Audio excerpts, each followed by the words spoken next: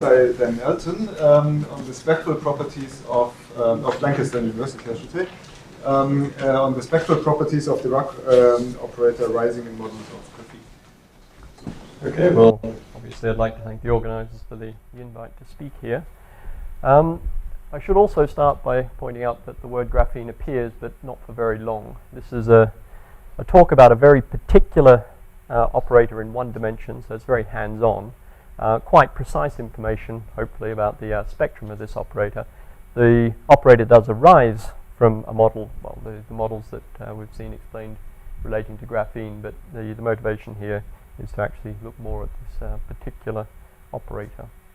So graphene will disappear fairly quickly after the initial slides. The operator I want to look at, it's a one-dimensional operator, it's a Dirac operator. It has an effective mass, this quantity k here. The d here is the momentum operator, so minus I times the gradient, and we've got a potential, just an electric potential V.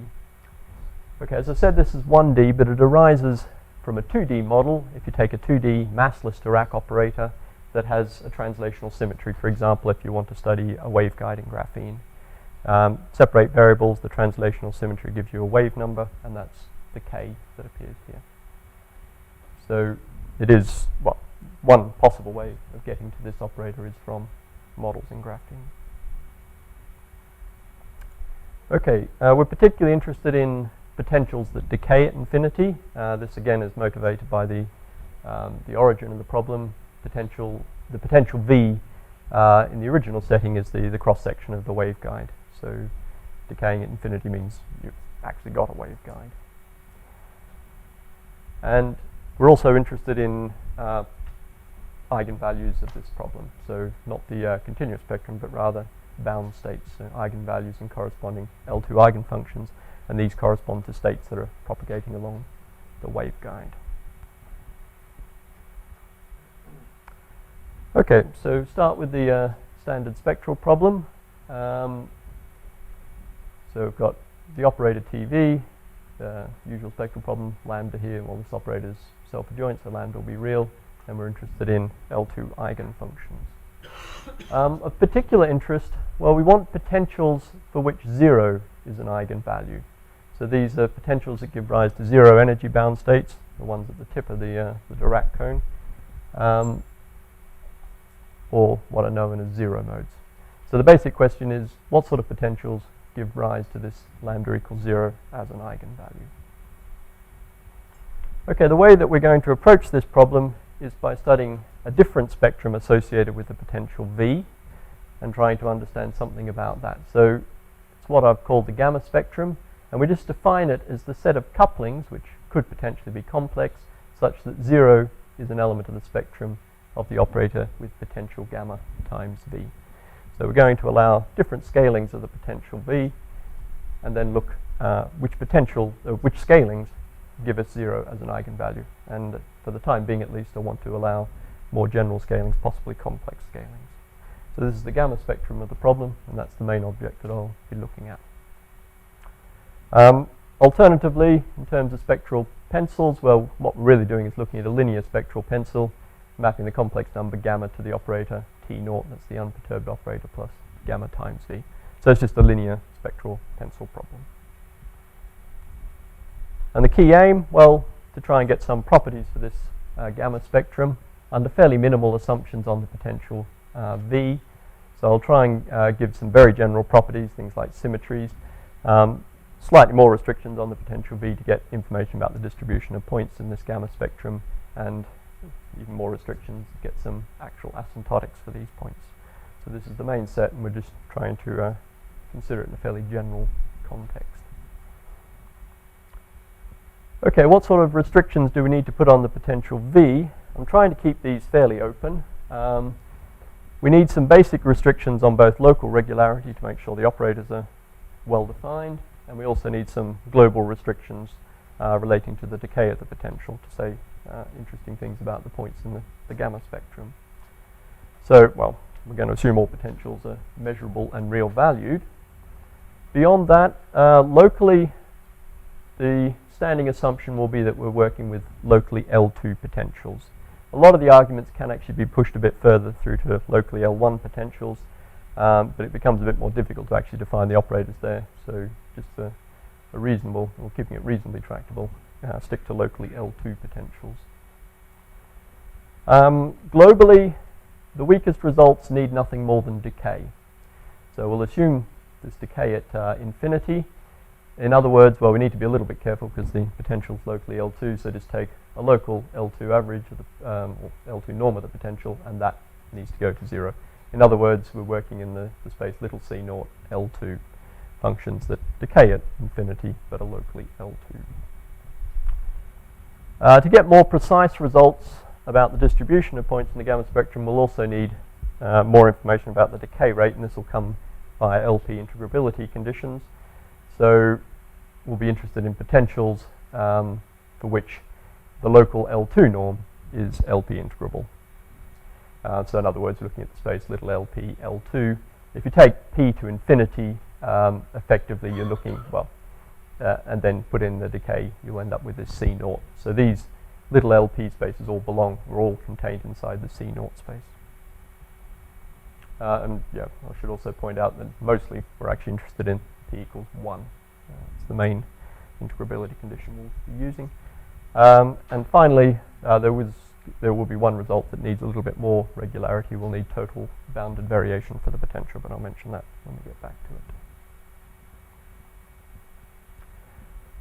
Okay, well, the problem I want to look at is a non-standard spectral problem. It's not just the spectrum of a self-adjoint operator, but it does help to start looking at that, which is a very familiar picture. So for the initial operator, well, the unperturbed version, this is just a Dirac operator with mass, with an effective mass k, one-dimensional problem. The spectrum is purely absolutely continuous, as we all well know, and there's a gap that opens up around 0. So it's symmetric about 0, but there's a gap that opens up given by, well, in this case, the mass modulus of k. Okay, if we take the basic assumption on our potential V, that it decays at infinity is locally L2, then it's fairly straightforward to show that V is a relatively compact perturbation of this unperturbed operator. So that means we can define our actual Dirac operator with the potential in the usual way, or adding up a self-adjoint operator with a relatively compact perturbation. And we get a bit more than that. The essential spectrum doesn't change. So the essential spectrum of our operator, again, is the real line with this gap from minus k to k. And inside that gap, we can certainly have isolated eigenvalues with finite multiplicity, but that's it. We can't have any more essential spectrum. And in fact, we're dealing with a 1D problem here, so those isolated eigenvalues need to be simple. There's a little bit of work to do there, but the principle is fairly well understood. Okay, so that's the general picture for the operator TV. We need to be a little bit more careful here because we actually want to take complex values gamma, so that sort of pushes us into considering complex value potentials because we've got gamma times V. It will still be a compact perturbation of the original operator T naught, so we can still define the operator T gamma V. We need to be a bit more careful about what we get. It's not in general going to be self-adjoint anymore. The essential spectrum will still be preserved, so just the real line without the gap from minus k to k. The isolated eigenvalues, though, can occur anywhere in the complex plane, or could potentially occur anywhere in the complex plane outside the essential spectrum. And as for simplicity, well, we retain geometric multiplicity at most 1. Well, geometric multiplicity of an eigenvalue will be equal to 1. The algebraic multiplicity, though, may exceed that, well, at least in principle. Okay, so at least that allows us to consider this operator rigorously, T for the potential gamma times V. So we can get off to a start. Now we want to know, for which values gamma, 0 is an element of the spectrum of this operator, or equivalently 0 is an eigenvalue of that operator. There's a couple of different ways of thinking about this problem. Perturbation theory, well, you can think of the eigenvalues outside the essential spectrum. They're isolated, so you can apply perturbation theory arguments to them. You'll get analytic curves with the possible exception of branch points if any of the eigenvalues have algebraic multiplicity larger than 1, you'll wind up getting a branch point at that point. But in general, the picture is lots of eigenvalue curves that depend on gamma. What we're interested in is the roots of those eigenvalue curves. That's another way of viewing it. The picture simplifies quite a bit if we're interested in real points inside the gamma spectrum. In this case, well, we're considering real values of gamma here. The simplicity of the real eigenvalues means that all of the eigenvalue curves, depending on real gamma, are going to be separate, so they'll be analytic, and then we simply need to count the number of times they cross 0. And we want unsigned crossings here. So this is a slightly harder problem than calculating signed crossings, because you get cancellation here for the signed crossings. For unsigned crossings, we don't get cancellation, so the problem is an unsigned one, a little bit harder. There is a fair bit of work around about calculating such quantities. Some of it, well, certainly, like the work of Safronov is very similar in spirit, but there's some fairly different assumptions made about the sorts of gaps that they're calculating the eigenvalue crossings within. In particular, the operators are asymmetric around the gaps, so they can't, well, won't include things like the Dirac operator, which is symmetric about the gap. Okay, well, to start with, very basic results relating to the spectrum. So these simply require that the potential decays at infinity and is locally L2. So the same thing, well, the proof that we have relative compactness of V relative to the unperturbed operator T0, doesn't take much to adjust that to show that the gamma spectrum is a discrete subset of the complex plane.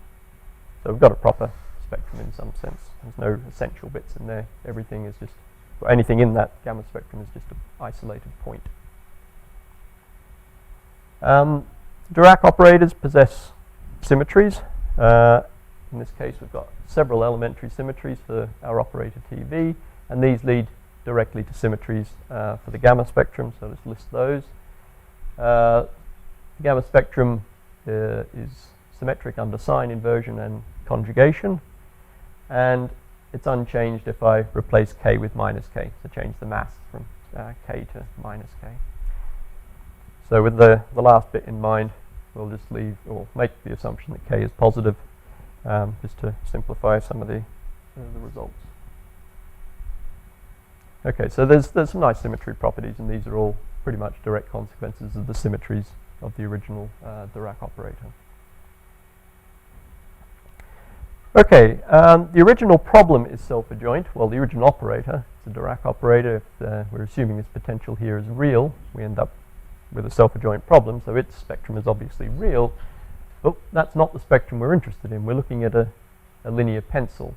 And in this case, in general, we don't have a self-adjoint problem.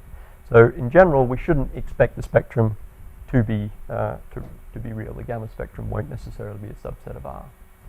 So we need some extra conditions in order to guarantee this. One such condition, probably the simplest, if our potential, again, same basic restrictions, but is additionally single sign, so either everywhere non-negative or everywhere non-positive, then it's quite straightforward to check that the gamma spectrum is indeed a subset of the real line. So for single sign potentials, effectively we can reduce to a self-adjoint problem and get the usual sort of thing about the spectrum there. Okay, well that's one nice case. But for more general potentials, this is certainly no longer the case. So even very simple potentials of variable sign, you can do some numerical work, and I'll show you some examples later, certainly do pick up complex points. But a nice theoretical result to illustrate the difference with variable sign potentials is to look at potential that certainly cannot be single-signed, an odd potential, an anti-symmetric potential. Yeah? What do you mean by an operator pencil? Okay, well, the operator pencil, it's looking at a map from, well, basically the complex plane into a set of unbounded operators. We're interested in those. Well, the spectral problem is looking at the, okay, so you have a holomorphic operator valued function, and you want to know which values of the parameter produce non-invertible operators. So a tensor is a holomorphic function operator valued function. Yeah.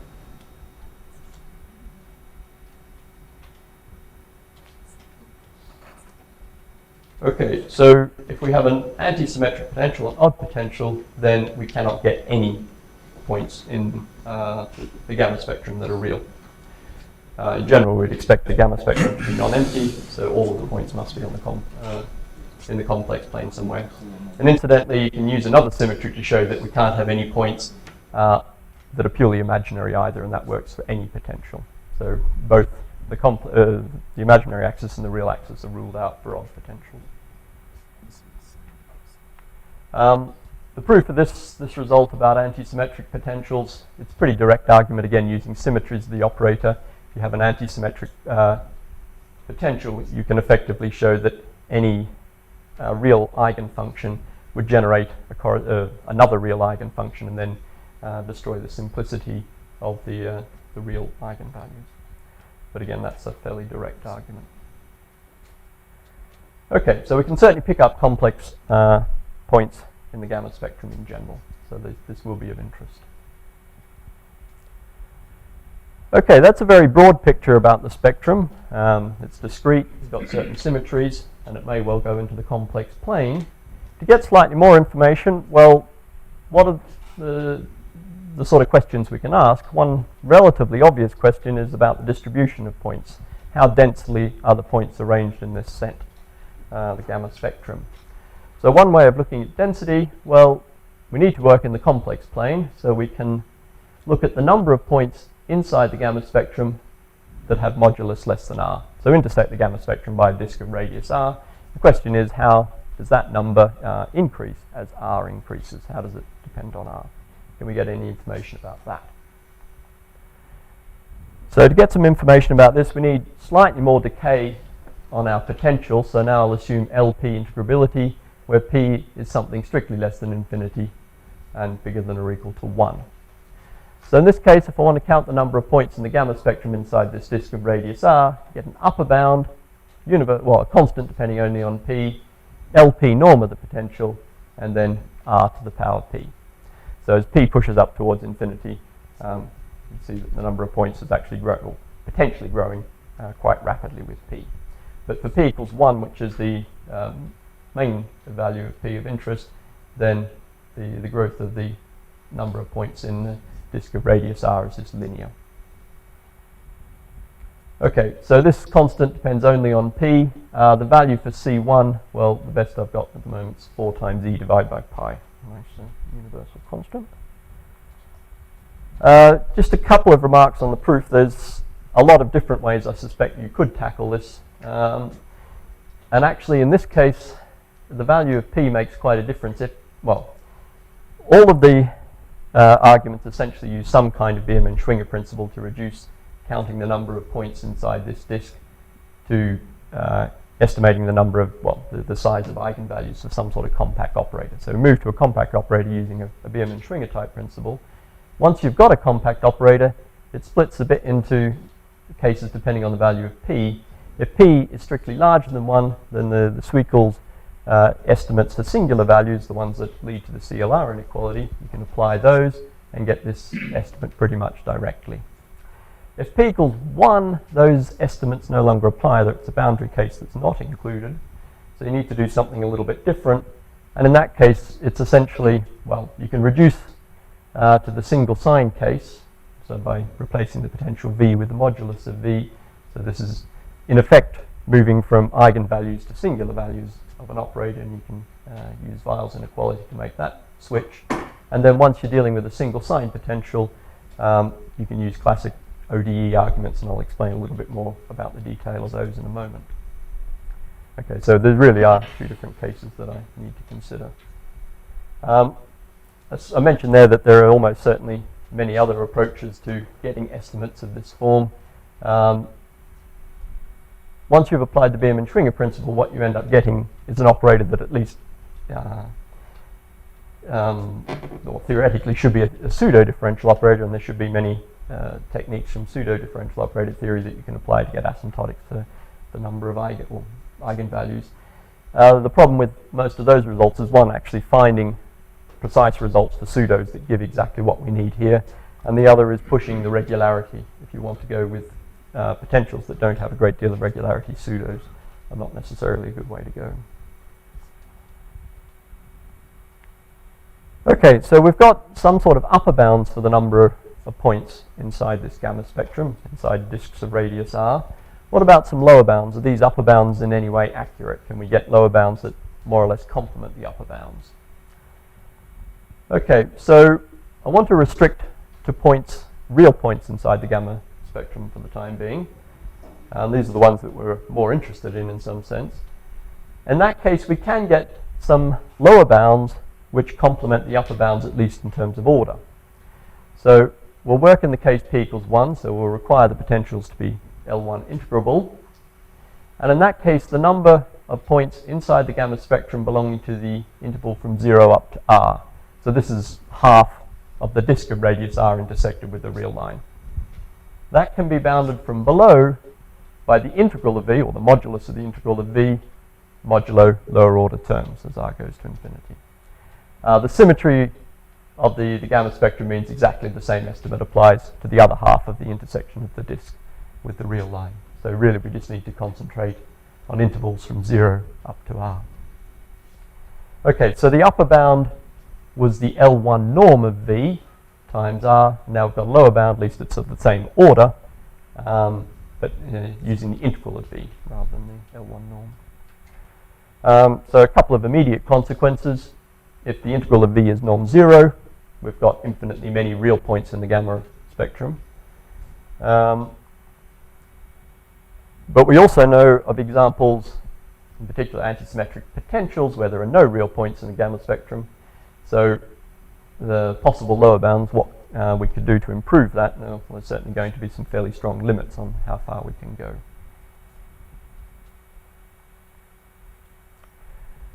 Okay, for single sign potentials, this is the case where all of the points in the gamma spectrum are real. In this case, we can actually improve the upper bound. So if you remember, the lower bound is given in terms of the integral of v, the upper bound is the L1 norm of v. Well, for a single sign potential, they are going to agree, modulo sign. But the constants out the front didn't agree before, but for a single sign potential, we can get the constant down on the upper bound, and we can get an asymptotic for the number of points in the gamma spectrum of v. So we're assuming the potential v is single signed, L1 integrable, then the number of points in the gamma spectrum less than or equal to r, between 0 and r, is given as r times the modulus of the integral of v, which is the same as the L1 norm. It's a single sign, modulo lower order terms. Okay, once again, the same asymptotic applies to negative eigenvalues via symmetry. Okay, so that's the asymptotics in the case of a single sign potential. All of the points in the gamma spectrum are real. It's a fairly, well, not a surprising asymptotic in any sense, but at least it is rigorously demonstrable. You can also express such asymptotics rather than counting the number of eigenvalues up to r. You can actually express these in terms of the asymptotic for these points in the gamma spectrum. So if we list the points in the gamma spectrum of v, the positive points, well, we can show easy enough that 0 is not one of them, and then list them in increasing size, gamma 1, gamma 2, etc. Then we can get an asymptotic for gamma n, it's just pi over the L1 norm of v times n plus a lower order term. So these are entirely equivalent results.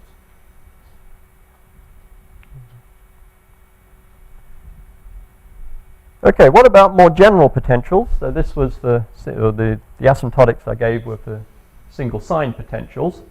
For more general potentials, well, so far what have we got? An upper bound that's given in terms of the L1 norm. So I'm looking at the number of points in the gamma spectrum in the interval 0 up to r, so the number of positive points less than or equal to r. The upper bound is in terms of the L1 norm, r over pi, and then there's a constant out the front. Asymptotically, I can get the constant down to e. And incidentally, that e comes from Weyl's inequality, switching between eigenvalues and singular values. The lower bound, the same order in r, but it's given in terms of the integral of v rather than the L1 norm. Okay, well, do we actually have an asymptotic, a nice asymptotic behavior? And if so, what is it? Well, if we take an anti-symmetric potential, there are no real points, so this quantity here is identically 0, and that corresponds to this lower bound. So the lower bound is then the asymptotic. So it's not an unreasonable thing to suggest that that's probably the asymptotic in general. That turns out to be false. So I'll give you an example in a moment, but it's not that difficult to construct sign indefinite potentials, in fact potentials for which the integral is 0, which have points in the real points in the gamma spectrum, which actually satisfy this asymptotic here with a constant equal to 1. So that's in some sense the upper bound modulo this constant. So in some cases it's clearly the lower bound that's giving the asymptotic, but there are examples where it's also the upper bound that gives the asymptotic, and these two bounds are completely different. One's 0 and the other's not. So that makes things a little bit more complicated. I haven't gone through all of the details, but as soon as you've got an example at either end, messing around a bit by combining such examples, it should be possible to construct examples of potentials with asymptotics anywhere between those two quantities, anywhere between the two extremes. So as I say, I haven't gone through all of the details, but I'm pretty confident that you could do that as well. Okay, well, what's actually important here? It appears that gaps in the potential, what is coming into play, what is controlling the behavior, whether it's going to be this L1 norm or the integral of V that dominates the asymptotics. And by gaps, I mean intervals where the potential is identically 0 within the, or caught between components of the support of V. So we've got a bit of V somewhere, a bit where it's 0, and a bit of V somewhere else. It's these gaps that basically pull us from this asymptotic across to that asymptotic. Okay, so I don't have complete results, but I can say something about the asymptotics, and this idea of gaps is going to have to play a role in that. Okay, so for a potential, an L1 integral potential again, let IV denote the, well, in this case, the the convex hull of the essential spectrum, the convex hull of the essential support of the potential V. It's certainly a closed interval, it may be the whole of the real line.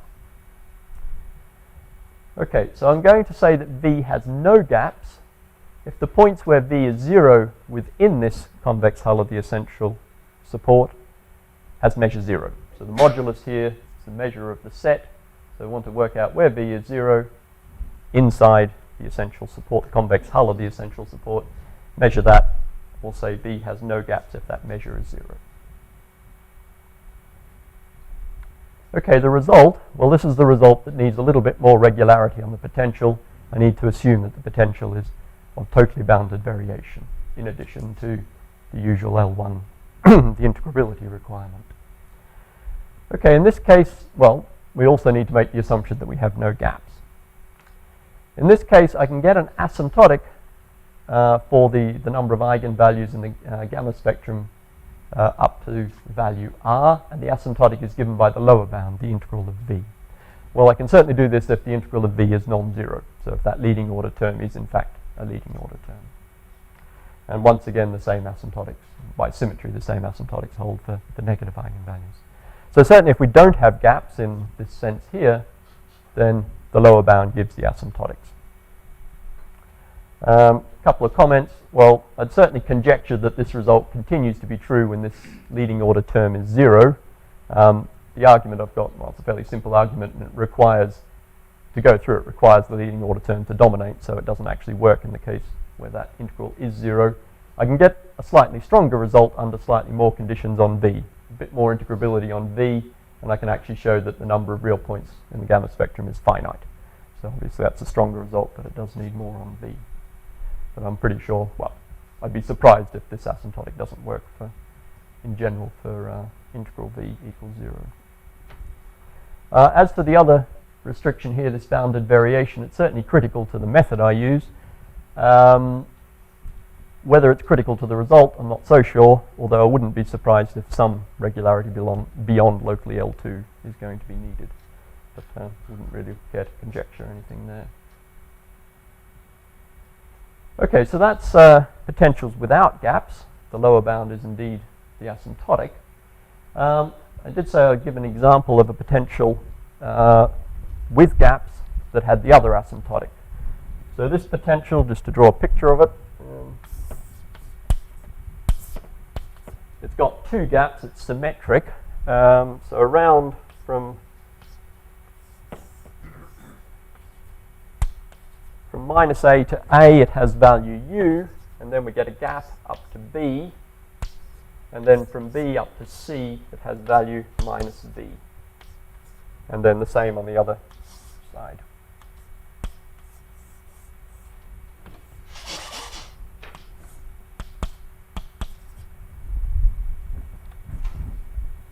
Okay, so it's a nice piecewise constant potential, symmetric. It's got two gaps from A up to B and from minus B up to minus A. And I'll put the extra condition that A times U is equal to C minus B times V, which is precisely the condition to give us integral 0. So in this case, the lower bound is 0. Okay, what you can prove, well, there's a condition on the gap length. So B minus A is the length of the gap. So that needs to be, well, constant K appears, but larger than some rather precise number, the inverse hyperbolic tan of 1 over the square root of 2. Okay, if that's satisfied, then the asymptotics, well, at least the lower bound on the asymptotics is then given by the L1 norm. So the number of points in the gamma spectrum in the interval from 0 up to R is bounded below by the L1 norm modulo. Whoops, there shouldn't be an R there. That's just a constant. Yeah, it's not bounded below by. Yeah. The error term in the estimate is in fact order 1, not order R. Okay, so that's a very explicit example. This requirement here, well, if you reverse the inequality, keep it strict, then there are indeed only finitely many real points in the gamma spectrum of V. So it is actually quite a critical thing. You make the gaps big enough and suddenly you pick up infinitely many. If you shrink it a little bit, you'll pick up just a finite number. Okay, this is a lower bound here. The general upper bound would actually have an extra factor of E stuck in the front. That's the one I've proved. But in this particular case, I'm pretty sure you can go through and actually get the asymptotic directly. It's a bit more, it's a bit technical going through and actually getting the correct upper bound here, but I'm pretty sure this is the actual asymptotic, not just the lower bound. So this does raise the question of what have we got in general. Is it even reasonable to suppose that we're going to actually have a sensible asymptotic? Is there going to be some leading order constant term multiplying the R? Is there going to be some constant times R giving us the asymptotic? Well, maybe under some conditions on V, in which case what is a nice formula for this constant? It's almost certainly going to be somewhere between the L1 norm and the modulus of the integral, but it clearly depends on things like gaps and very particularly on how big these gaps are. I have absolutely no real idea how to, even to conjecture a formula for such a constant. But any suggestions would be more than welcome. Okay, just to give a couple of quick ideas about the methods here. So this is not particularly detailed, but the methods are all pretty straightforward in a sort of classical sense.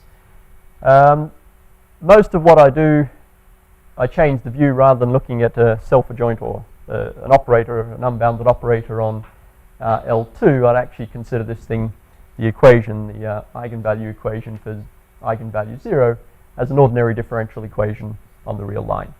So in this context, looking at locally L1 potentials is not a problem.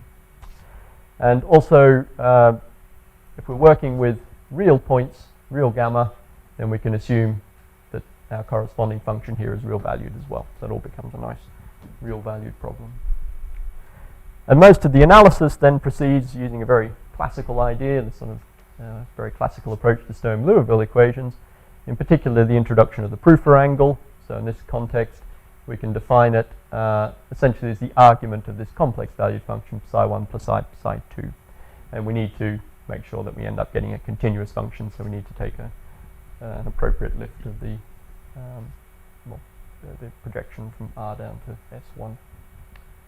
Okay, well that's well defined, modulo addition of 2 pi, but that's just a constant we can deal with there.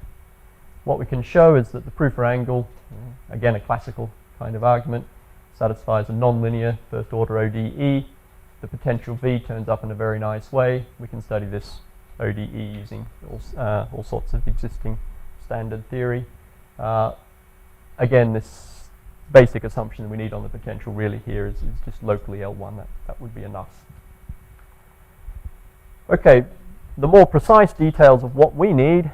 If we assume our potential is L1, then this proof for angle, or anything satisfying this equation here, will have limits at plus and minus infinity. And we can actually pick particular solutions, so I'll call these theta, gamma, plus and minus, where the limits have prescribed values. So in particular, the limit at plus infinity is minus pi over 4, and the limit at minus infinity is plus pi over 4. Not only can we choose solutions that have those limits, but these solutions will be unique, and they will depend on the quantity gamma in a differentiable way, in fact an analytic way. Okay, that's not completely straightforward, but again it's well within the scopes of standard theory for these sorts of problems. These limiting values are quite special because they correspond, well, if you go back to the original equation and view it as an ODE, you can find pairs of solutions, one that decays exponentially at plus infinity and one that decays exponentially at minus infinity. So the one that decays exponentially at plus infinity, well, that's precisely the one that's in L2 at plus infinity, that's psi plus. The one that decays exponentially at minus infinity is psi minus. So these solutions of the original ODE correspond precisely to these proof for arguments, theta, gamma, plus and minus. And furthermore, well, again, a very standard idea, we have an L2 solution of the original equation precisely when the L2 solution at plus infinity matches up with the one at minus infinity. So there's a nice matching addition. Those two solutions should, well, for example, at 0, they should differ by just a complex factor. Okay, so that's all very standard ideas there. And just to finish the sort of approach off, we define the function delta, which gives us the difference in the proof for angle between plus infinity and 0. That's for the solution that decays on the positive axis, and then the corresponding thing for the one that decays on the negative part of the real line. Add those two together, and then the matching condition can be re-expressed in terms of this function delta. What we end up getting is that a point belongs to the gamma spectrum, a real point belongs to the gamma spectrum, precisely when this function delta is pi over 2 plus a multiple of pi, so an odd half-integral multiple of pi. So we've just completely translated the spectral problem into a question about values of this function delta. And then it's simply a case of analyzing the function delta. Well, key properties, all of these come from fairly direct arguments. Well, the first one is just let's look at the definition. The next one, you can get a bound on the function delta in terms of the L1 norm of the potential V and the modulus of gamma. We can also get asymptotics for it. So the leading asymptotic is just the integral of V. So again, you can see these two quantities appearing, lower order correction. If V is single signed, then we actually get monotonicity of this function delta in gamma. It's strictly increasing if V is positive, strictly decreasing if V is negative. So as soon as V is non-trivial, we get strict monotonicity. And already these bits together, so we need to find the number of times delta crosses a point in this set here, odd half-integral multiple of pi, and well, with the monotonicity we can simply consider the number of times, well, look at the difference in the value at the two extremal points of gamma. So that gives us a nice estimate for, in the case of V being single-signed. For the no gaps potentials, if we assume bounded variation, then we can actually differentiate this expression here in some sense. So the derivative of delta, leading order term, is just the integral of V, and then we can differentiate the remainder and show that that is actually decays to 0 as gamma goes to infinity. So that's the crucial extra thing we need for those sorts of potentials. Okay, just to give a couple of pictures, I sort of promised earlier about the complex eigenvalues. So we don't have so many theorems here, but can certainly generate pictures. So these were generated by Michael Levitin, and Josef Polterevich, who have been working on this problem with. So in this case, we're looking piecewise constant compactly supported potentials. An example of one is the one I've already shown you over there. In this case, we can do things rather explicitly. So we're looking for functions psi which satisfy the eigenvalue 0 equation. Introduce another quantity, the ratio of the two components. So this is really just tan of the proof or argument, but it's a bit easier to express it in this form when we're dealing with complex functions rather than going through the proof or argument itself. If V has compact support, then the value of t at the minimum of the support and we're looking at an L2 solution of our eigenvalue equation, then the value of t at the bottom end of the support of V has to be 1, and the value of t at the top end of the support has to be -1. So this corresponds to the proof or angles being, well, at the top end minus pi/4 and at the bottom end plus pi/4. And furthermore, if we're looking at a bit of the potential where it's constant, so if V is constant on some interval AB, we can get a nice formula between relating the value of t at the two endpoints, the value of gamma c and k. So it's just a rational expression. Not that neat, but relatively straightforward.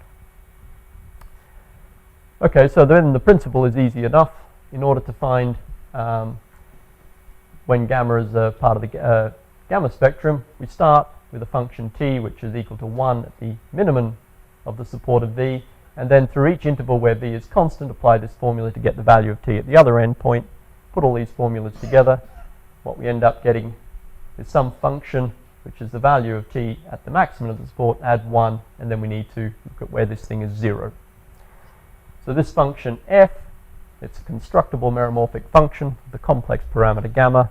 What we then need to do, well, we can write it out, and well, using a bit of numerics, we can try and locate gamma, which are roots of this function. The problem is we've also got lots of poles, so we need to be a little bit careful about separating out poles and roots. Okay, so these pictures are generated by Michael. The basic principle in what you're about to see, we need to find roots of a meromorphic function f. You can use a rainbow plot, so that just plots the argument of the function f in terms of colors. Roots and poles look suspiciously similar, unfortunately. They are very robust at some level, but in order to distinguish the two, well, you need to look at the ordering of the colors as you go around the point.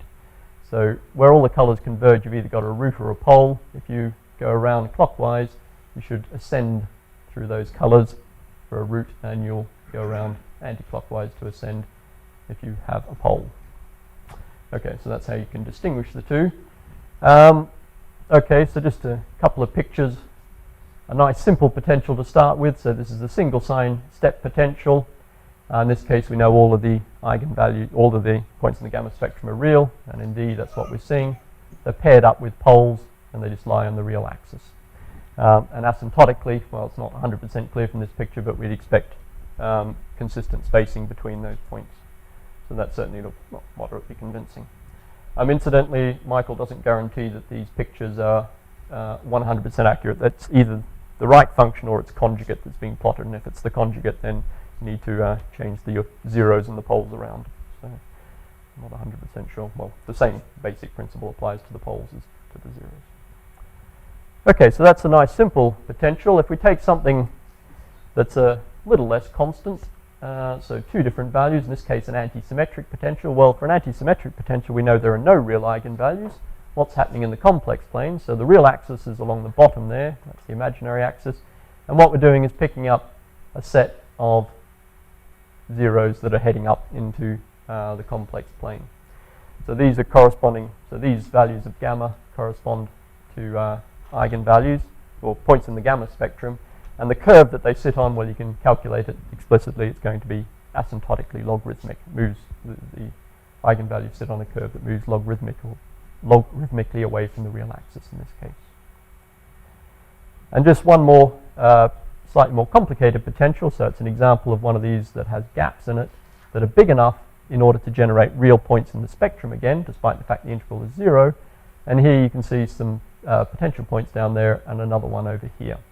So this is relatively zoomed in. We're just moving from 7.8 up to 9. That's the real axis through the middle of the picture.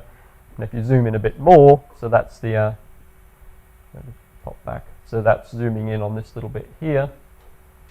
Then you can see that there will be, I think in this case, at least 2 zeros, and that's a pole in between them. Okay, so we certainly are picking up those numerically as well. Okay, well, thank you very much for your time. I'll finish there.